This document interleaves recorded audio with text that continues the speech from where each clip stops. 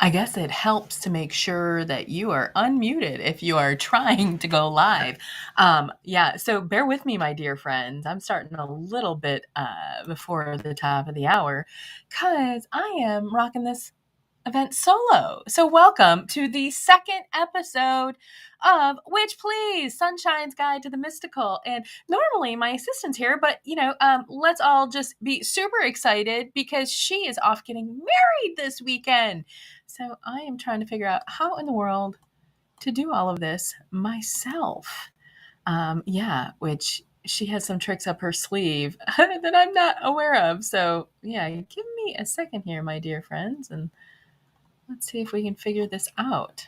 I don't know. We should be live. Everyone can hear. I mean, if by chance you aren't seeing this live, aren't seeing this stream live, do not worry, my dear friends. We are going to save this as a podcast and get that recorded. So this is episode 2. And, so welcome back. If this is your second one you've listened to, I'm super excited for that. I am even more excited for what we're going to talk about. So we'll be asking every single week as we release the podcasts in my Facebook group. I'll be asking, is there anything that you want me to be chatting about, talking about, or discussing? But as we get rocking and rolling, let's be real, not everybody's going to be providing that commentary. So I've got to come up with topics each week, which is all good because I live and breathe this shit. And so I'm sitting there, I've been thinking about it all morning, and I've been wondering, what in the world do I do? How do I, how do I, what do I talk about? And nothing is coming to mind. And I've got a couple of thoughts, but nothing's really concrete. Nothing's feeling real good. Nothing's really impressing me. So still, again, I cannot find the live video. I'm so curious about this. So I apologize, guys. I'm gonna stop dealing with it and just focus on you. So one of the things that I love to do, if I'm going live or I've got an event or something of that nature, is I put on lipstick. So I step on over and I start putting on my lipstick, and all of a sudden I'm told exactly what it is that I'm going to talk to you about today. And yeah, I'm going to talk to you. Am I a good witch or a bad witch? This has been a little bit of a topic of conversation lately. And, maybe you've even wondered that, or maybe you've asked other folks, are they a good witch or a bad witch? Or am I, your personal expression in yourself? Am I a good witch or a bad witch? And I've had to really think about this a lot in the last couple of weeks and months as, my own business begins to evolve and the clarity around what I'm meant to do starts to solidify, becomes clearer. And so it's a question that I'm occasionally asked, there are a handful of questions that are pretty common, when I express that I'm a witch or I practice witchcraft or anything of that nature. But one of them is, and often said quite cheeky, right? Am I a good witch or a bad witch? So I thought we were going to tackle this today. We're going to get this right out there. We can reference this moving forward if anybody ever knows. I don't know. Maybe even I come back in a year or 2 years as the podcast has been around, and maybe I revisit this because who knows? Maybe it changes. I don't know, right? But right now, I'm going to tell you in this day, at this time of this recording, I'm going to answer: am I a good witch or am I a bad witch? But we have to first start off with me explaining my perspective of good and bad, right? So good and bad, these terms, this duality, right, is completely subjective. And what I mean by that is every single individual is going to be able to claim what it is they believe is good or bad, right? There is no hard and fast manual given out when we are each born that says these are the things that are good and these are the things that are bad, right? That doesn't happen. So you may be going scratching your head there a little bit. that doesn't mean that cultures and societies don't have moral norms. It doesn't mean that there are not moral norms that a lot of folks agree are good and bad, right? So if you were to go ahead and walk out into a public square and started to survey folks on, is it good or bad to, beat a kitten, you're going to get a majority of folks are going to probably be able to provide you the same answer, right? So there are definitely societal norms that will lead, moral norms that'll lead us down the path of good or bad, to kind of prescribe to. So once again, I'm not saying that there are not these societal or cultural or even like religious, right? Let's be real. There's a lot of religious dogma that will state good or bad. My background has a lot of Christianity. I was raised Catholic, right? 10 Commandments, all that kind of great stuff. I'm hearing in my head, great stuff. Okay.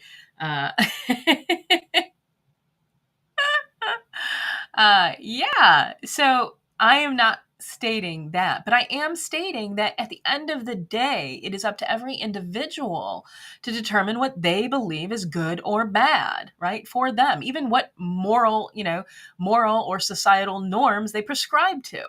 Right? Because every religion or even, culture or society could be very different. If we were to walk into a, cannibalistic culture, society that practice cannibalism, they are not going to see that it is bad, right? And that's not up for us to judge. I mean, you want to be a judger, be a judger. But I prescribe to a much more existential belief in life that, it's up to each of us to make our own, kind of create our own realities and our own rules.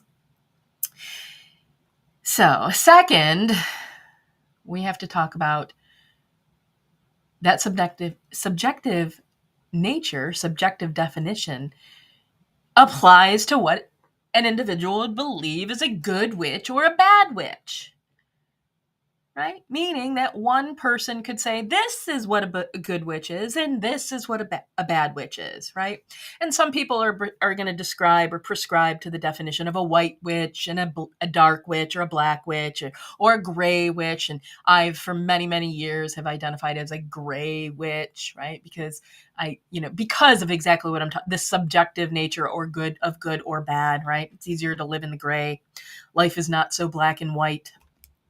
Though many of us love to try to pretend that it is, right? We get caught in that fight of duality. So, if you're following me so far and prescribing to a bit of what I am sharing and putting down here, right? Let's just see. We're gonna my OCD. Nope, still have no clue where I'm showing up live at. All right. So if you're going to be following me and prescribe to what I've just already said, right? That the subjective nature of good or bad, the subjective nature of a good witch or a bad witch, right? Then I am going to share with you next how I define each of those, right? Because we can't get to me sharing about am I a good witch or a bad witch until we understand how I define each. I have not given this like hours of thought. I haven't created a doctrine of this. Maybe I should. No, I'm getting a shake of the head. No, you're crazy. You're silly. Don't do that. But I'm going to share just based upon some of the notes that I kind of wrote down as I came to this conclusion of this topic today. I'm going to share with you some of those things. So what would I define as a good witch, right? And there are really three things, and we're going to look at even the opposites of each of these three things on both sides. And I'm going to try to give some examples, right? Because let's be real, good and bad is purely one side of the same coin.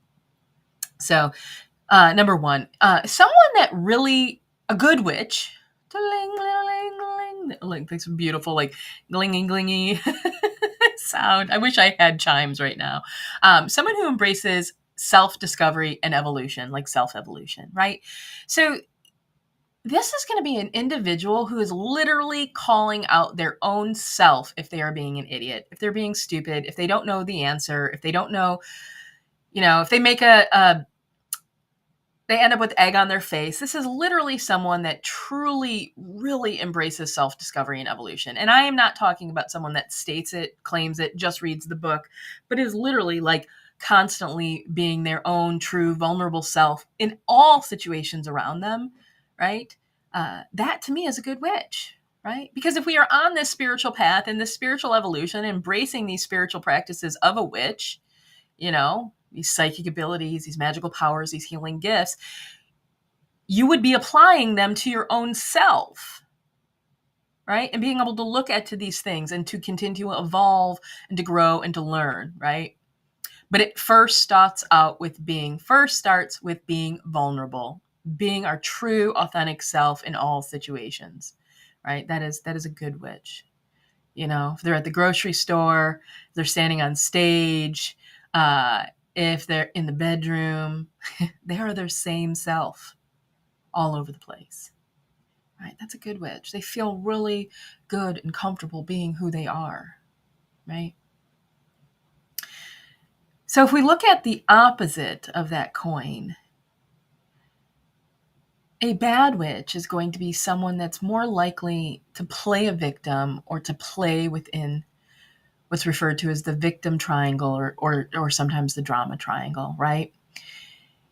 This is somebody that really struggles embracing their own identity. This is somebody who struggles like feeling like they're potentially constantly being attacked, that they have to be on guard, that they have to present themselves in certain ways in certain scenarios and situations, right? Because if you're doing that, if you're like in this constant state of defense, it's really hard to grow and evolve.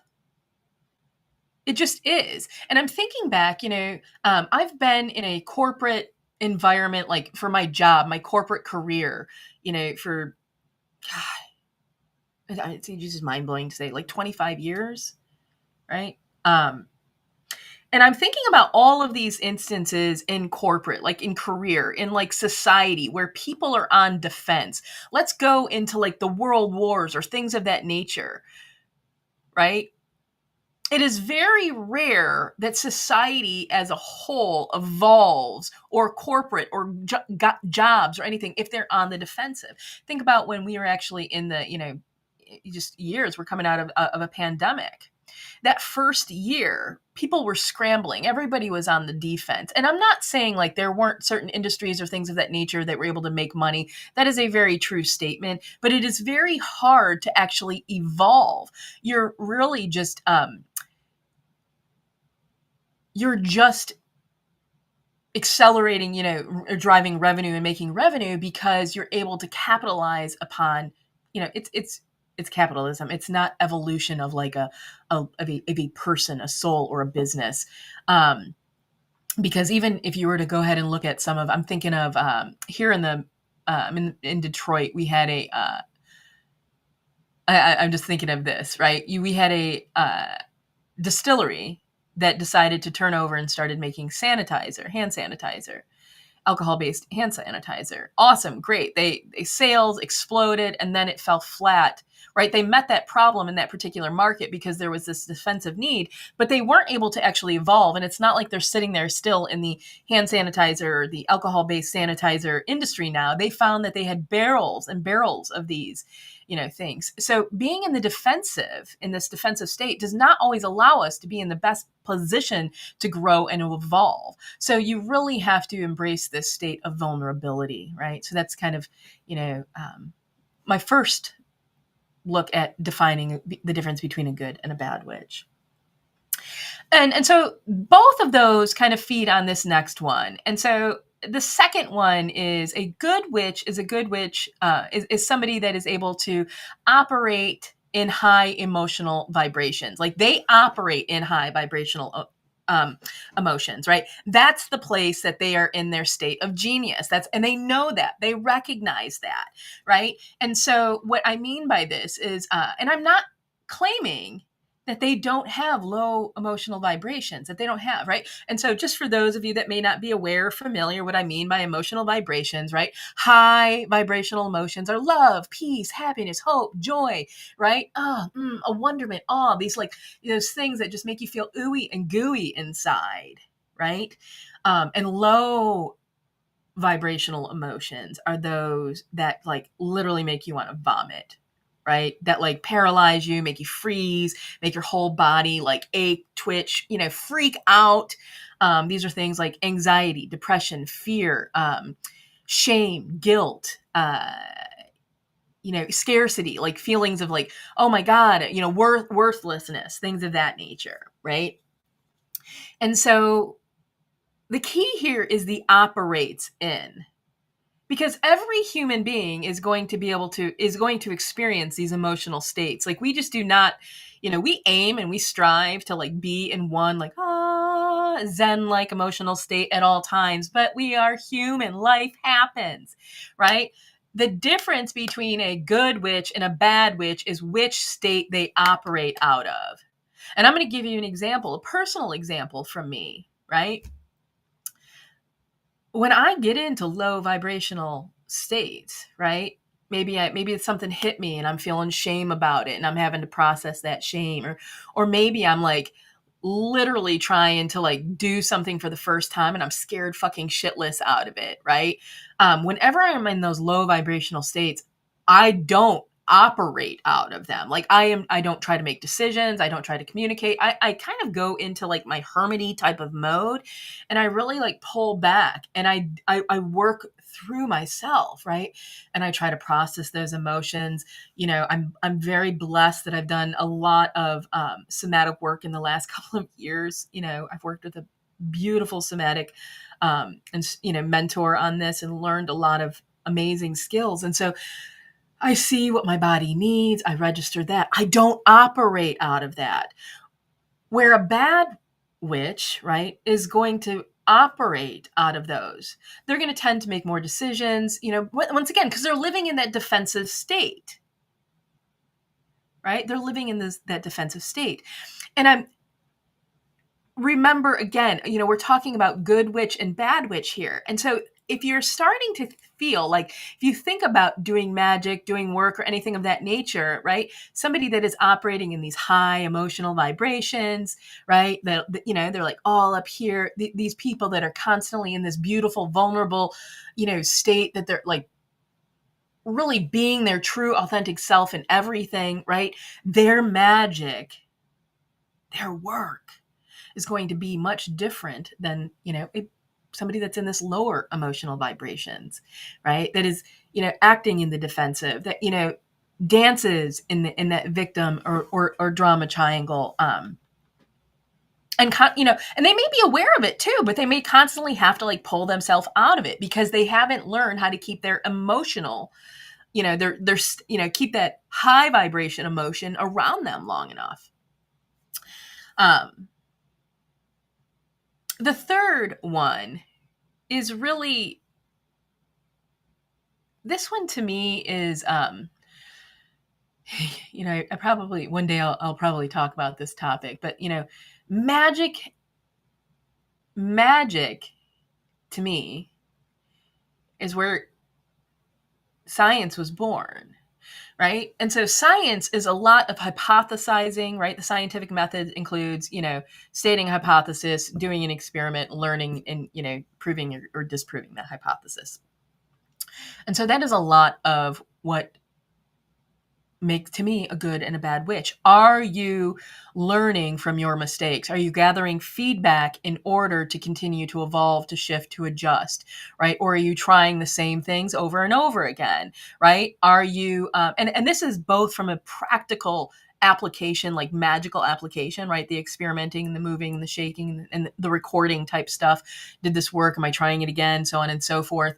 For example, if you try sigil work and you didn't charge it and it didn't work, are you going to charge it differently the next time? Are you going to, like in that practical application perspective, but also in life, right? If we're continuing to have the same behavioral patterns, surrounding ourselves with the same people, finding ourselves in the same kind of, bullshit, right? That low vibe, keeping it in that, then you're not learning from your mistakes, right? And so to me, you're not taking feedback and life's lessons and applying it in order to continue to raise that emotional, that the regularity of that high emotional vibration. So yeah, that's kind of how I define a good and a bad witch. Which leads us, I guess, to the question that I posed, or the initial question that was at hand: am I a good witch or a bad witch? Um, I would say, based upon the definition that I just shared, I'm a good witch, right? I'm a good witch. I am constantly, I have a very disgustingly good relationship with change, right? I'm like constantly trying to learn, evolve, grow. I don't feel very comfortable, if I was the same today as I was yesterday, then I'm missing out on living. It's kind of like a little bit of my belief, right? Because living to me is all about growing and evolving and learning. I already kind of shared with you, like I operate, I do what I do in my high emotional vibrations. I try to very strongly to allow my low vibrational emotional states, like that, those times that I'm experiencing guilt or shame. And it doesn't happen very often anymore. Fear, it doesn't. It happens, but it doesn't, and I get through it in about really like 3 days. And I've had some instances where it's lasted a little bit longer, but usually like 3 days, like, is a long stint. 3 hours is probably closer to the average. And I just, I've learned how to allow it to somatically process through me, right? And to learn through it, right? Once again, goes back into that very last thing that I'm stating. All of these things tie in, right? And I think I'm hoping you're hearing kind of what I mean by that. All of them tie in. And so that last one, like, yes, I